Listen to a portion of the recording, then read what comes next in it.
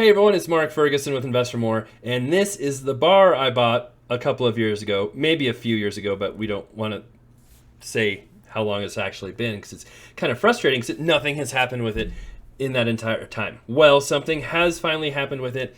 I sold it this morning. The bar is no longer mine. Yes, I still own another bar. Maybe we'll have some updates on that here soon, but back during COVID, this came up for sale. It was really, really cheap. It was $132,000 for the bar, the building, everything there. And so I bought it without having a clue what I was doing.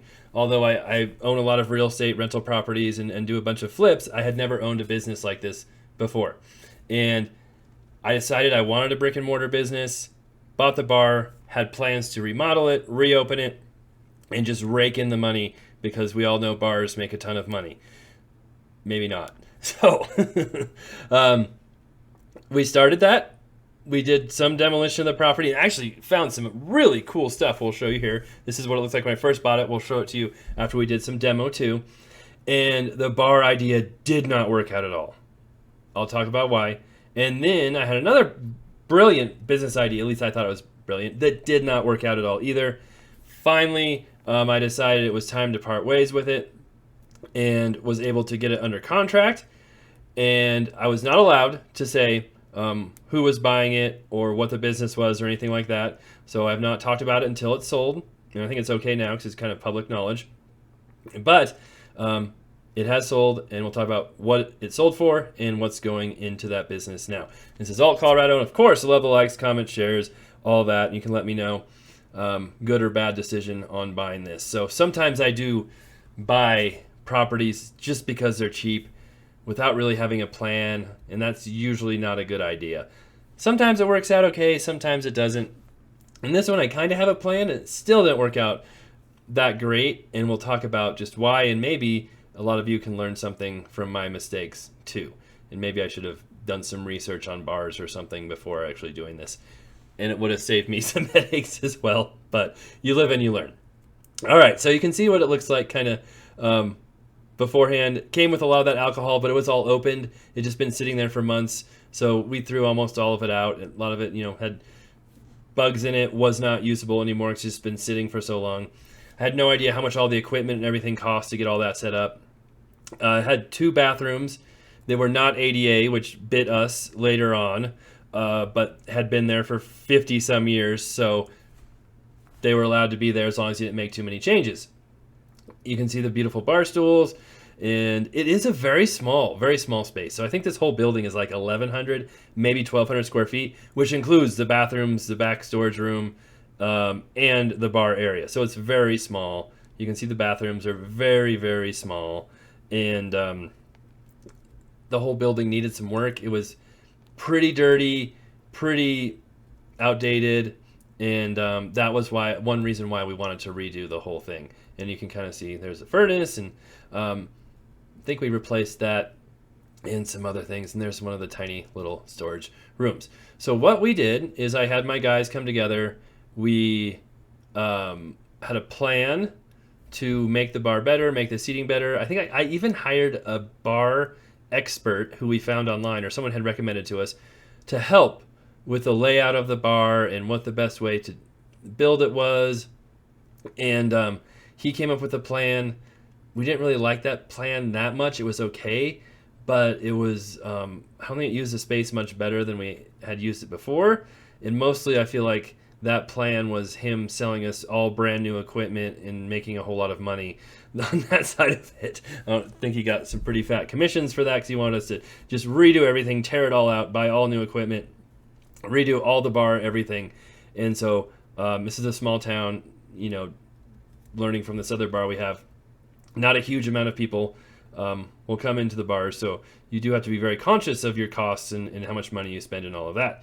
So in the end, I think it probably worked out to be a good thing that we didn't make the bar happen and work, because it would have cost a whole lot of money and probably not been a very good investment in the end. So there's, you can see the weird cellar and all kinds of plumbing issues we figured out were here, and the other weird back room there. So what did we plan to do, and what did we find once this beautiful building was demoed and cleared out. So here is the bar. 6 months later, I'm not sure how much later this was, but we did paint the outside, cleaned up the exterior a little bit. You can see it snowed. We were not responsible for the snow. And the parking lot looks kind of the same, except the car repair place moved in back behind there and decided to start using our lot for cars. And he was supposed to stop, still does it, but not my problem anymore. Okay, so here's what the bar looks like inside, though, which was the really exciting, cool part after we did the demo. And I was so glad I did the demo, even though, like, as a financial decision, we really should have just kept the bar exactly the same as it was, and we'll talk about why that is. But it was still so cool seeing what it looked like inside because I'm a history buff, and I learned a lot about what the bar was. And this is a previous video, and I'm being very dramatic and building this up a lot. I thought we were just going to walk in the bar, but now we're looking at semi-trucks still. But anyway, it was so cool inside. And there's the Sinclair dinosaur. All right, Mark, turn to your left. Come on. We might have to speed this up. Oh, no, it's going to come up here very soon, I promise. Okay, here we go. There, that's what it looks like inside. And all that brick was behind the wood paneling, behind the bar, and it was so dirty and old under there. Like, we're really glad we cleaned it out, but there's an old door, an old window over there behind the wood paneling. It was so cool. And I did some more research, and I figured out it was an old gas station. That's what it used to be years and years and years and years ago. So it was so cool seeing the brick and what's going on. I tried to find some old pictures of it. I never could, but we opened it all up. You can see there's a window that was, filled in at one point, and then we took out the ceiling that was there. It had obviously a drop-down ceiling. Another window was over there, but it was so neat. And then there's that back wall. We completely took that out. And what our plan was, which was dumb, and this is all my fault, I can't blame anybody else, instead of leaving it kind of in a similar design as it was before, and we pulled permits for all of this and opened up that process, I decided to move the bar to the back, kind of where that hanging down up here, look at that, it paused for me, kind of, that was weird. That part up there, the bar would come across there, and we have all the seating out here and much more room for more chairs and tables. We had that layout all done and everything, and we're like, this is going to be so much better. There's so much more room. And we went and talked to the building permit department, and they said, wow, that's really cool. Now you have to have ADA bathrooms, and you've got to do all this other work because you're changing it too much. So we learned if we had just left the bar in the same spot, not torn out that back wall, we probably could have had the bar, done the work, not done ADA bathrooms, made it much, much better, kind of cool. But it still needed some new equipment, some new furniture, some other work that we would have had to put into it. And based on my experience with the other bar I have, I'm really glad that we didn't end up doing that. So it was kind of a blessing in disguise in a way. So what did I do at that point? Well, this had taken a very, very long to get to this point, and permits, and do we have an architect helping us? I think I might have had an architect helping us, so it did cost some money as well. So then I thought, okay, what else can I do with this? Do I just sell it? It's so cool. Then I got the Ocho, the 8-unit apartment building with 16 garages that came with coin-op washer and dryer. And as many of you who follow my channel know, I, for some reason, love that coin-op washer and dryer. I love collecting quarters. It's so much fun. My kids even bought a coin-op washer and dryer from me after we put them in another complex that I bought and remodeled. So I thought this would be an amazing laundromat. There's no other laundromats in the area. There's got to be a whole lot of clientele, so I started trying to figure out how to put a laundromat in here. I talked to the town. They said it was possible, it was within the zoning, but they'd have to check some other things. And I talked to some laundromat companies about providing the machines and different things. There was a guy who wanted to help me build the laundromat and tell me how to do everything for the small fee of $7,000. But I said, hey, I'm not committing to that or doing anything like that till I know I can actually do this and it's a feasible idea. But they wanted all the money up front before they told me much of anything. So I said, nope, I'll figure this out here first. So The machines themselves would have been like $150 to $200,000 new from a couple of different companies I checked with, and that was for like 20 machines. Not that many because it's not a big laundromat. That would include some tables and some different stuff. So I thought, wow, that's crazy. Let's find a different route because I guess I'm cheap and I don't want to spend that much money. And so then I actually found another laundromat for sale down in Denver that was cheaper. The entire laundromat, it didn't come with the real estate, but it came with like 100 and some machines, and all the stuff was less. It's like $150,000 for all of it. And so I could have bought that, taken out the machines I needed from there, put them in this building, and had the laundromat in Denver still. It apparently is in a very scary area, I learned later on. Probably a good thing that didn't happen too. And then put all the machines in here and have two laundromats for the price of one, kind of. And I thought, wow, this will work out perfectly. And so I was kind of working on this, and I'm like, I obviously don't want to do anything until I talk to the city, figure out what's going on there. And I left a lot of these details out before, too, because I wanted to keep them a secret in case I want to do it, and I didn't want someone else stealing my ideas. This idea is now dead, so I'm okay telling people about it. But then I talked to the city, had some meetings with them, and like, you might need a share of water if you do this. We're talking to our public works department, figuring that all out. And water in Colorado is absolutely crazy. So especially in northern Colorado, you would need one share of CBT, which is Colorado Big Thompson water. And the Big Thompson River is actually the river that runs by our river house. But I don't have any shares of water from it. You have to buy them separately from the real estate usually. And at the time, a share of Big Thompson water was $60,000 to $65,000 for one share. And the big problem was you couldn't even find any. Like, there are some places that said they had them for sale. They didn't. They're all gone. And so I'm like, great. So I'm trying to figure out if it'd be worth it. I'm like, let's hold off. Let's see what we had some more meetings planned. So I had another meeting with the city. Comes out, they're like, we were wrong. You need 2 shares of water.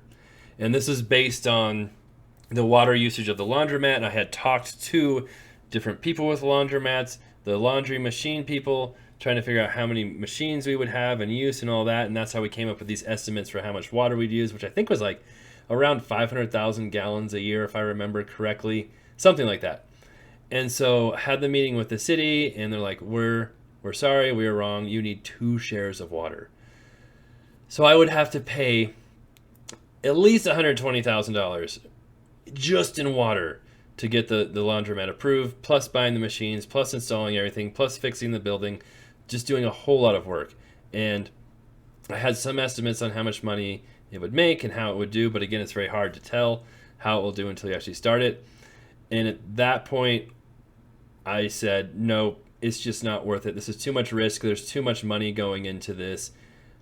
Let's not do a laundromat. And then it turned out there wasn't even any water available anyway. And then like a month or two later, 100 shares of CBT sold for $70,000 each share. So it's up to someone paid $7 million for 100 shares of water. So it's up to $70,000 a share if you bought them in a 100 pack, which means probably more if you got individual. And since then, water has come down a touch, but it just was not worth it for me to do it, even if I could find it. And so I said, I'm done. I'm scratching that idea. And then finally said, okay, I think it's time to sell the property. It's in a really great location. I actually talked to a couple of commercial brokers who had expressed interest in it before, because I had some other properties in the area, and people had always asked me if I wanted to sell it. I'm like, no, I'm working on some different things. I don't want to sell it yet. And I talked to one of them, and they said, hey, yep, I do have someone who's interested. Can we go see it? They went and saw it. I gave them a price of, well, I won't tell you yet. I told them a price. They went and saw it. They gave me a full price offer. Maybe I was priced too low. I don't think so, especially considering the condition it was in. And it took about 3 months, 2.5 to 3 months to close, because they wanted to go through the town, get their approval for their business, look at all the building permits, all that, make sure everything was done right before they bought it. So they were smart in doing their due diligence, and they got their approvals. They got everything, at least conditionally approved by the town, and it closed this morning. And they bought it for $250,000. So I probably made a little bit of money, not much after paying everything and holding it for so long. I have not gone through the figures. I don't even know if I want to look at those. Might be depressing. But much better, obviously, than selling it for 150,000. I think someone had offered me 170 or something a little while after I bought it, and said no. It's a good piece of real estate in a very good location, and so that's one nice thing about commercial is that I still think it's a cool property, but even properties that need work are in really horrible shape, if they're in a good location, the land is worth a lot of money. And so, who bought it? Well, we'll show you. Again, I really hope they don't get annoyed I showed this. And it's public record. It's on, let's see here. It's on the Town of Alt's website, so it's all public. High Plains Strains of Alt has their conditional use permit approved. We're in Colorado. I don't ever go into dispensaries. I think I might have gone into one last year to get some like pain relief cream or something for some reason. But anyway, I can't wait to see what it looks like inside. So I will be taking a trip there once it's done and to see what it looks like. And maybe they'll let me record it and show you guys. I don't know. We'll see. If they will let me do it, I will definitely show it. And I don't even know if that's legal. I would think it is. I don't know. I don't know about all that. But that's who's buying it. Property is sold. It's kind of nice to get rid of this one. A lot of disappointment, but it still, I think, worked out okay in the end. So, like I said, we might have some more news on the actual bar, which is like a block away, that is up and running. And a lot of drama with liquor licenses, too, because I bought the liquor store in Mini Mart in Pierce, Colorado, after owning this bar. And I hadn't realized it, but you're not allowed to have a liquor license for a bar and a liquor store in Colorado. You can have multiple bars, you can have multiple liquor stores. You can't have one of each. And so when I got the liquor license for the liquor store, I think I still had my name on the liquor license for this bar. In the States, like you can't have this liquor license. We had a temporary one for a long time, then we got the final approved one because you've got this bar.